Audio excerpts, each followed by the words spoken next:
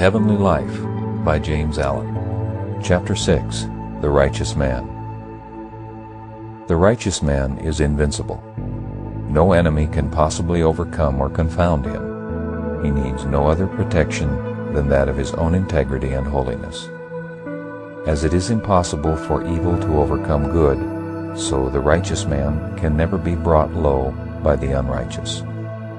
Slander, envy, hatred, malice can never reach him, nor cause him any suffering, and those who try to injure him can only succeed ultimately in bringing ignominy upon themselves. The righteous man, having nothing to hide, committing no acts which require stealth, and harboring no thoughts and desires which he would not like others to know, is fearless and unashamed. His step is firm, his body upright, and his speech direct and without ambiguity. He looks everybody in the face. How can he fear any who wrongs none? How can he be ashamed before any who deceives none? And ceasing from all wrong, he can never be wronged. Ceasing from all deceit, he can never be deceived.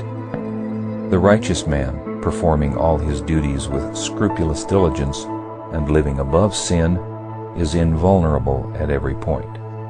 He who has slain the inward enemies of virtue can never be brought low by any outward enemy.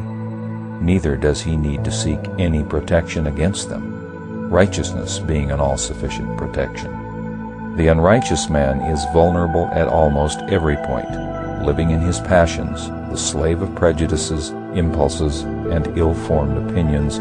He is continually suffering, as he imagines, at the hands of others. The slanders, attacks, and accusations of others cause him great suffering because they have a basis of truth in himself, and not having the protection of righteousness, he endeavors to justify and protect himself by resorting to retaliation and specious argument, and even to subterfuge and deceit. The partially righteous man is vulnerable at all those points where he falls short of righteousness.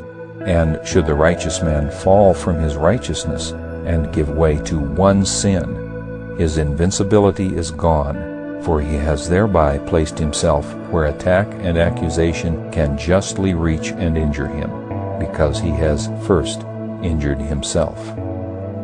If a man suffers or is injured through the instrumentality of others, let him look to himself, and, putting aside self-pity and self-defense, he will find in his own heart the source of all his woe.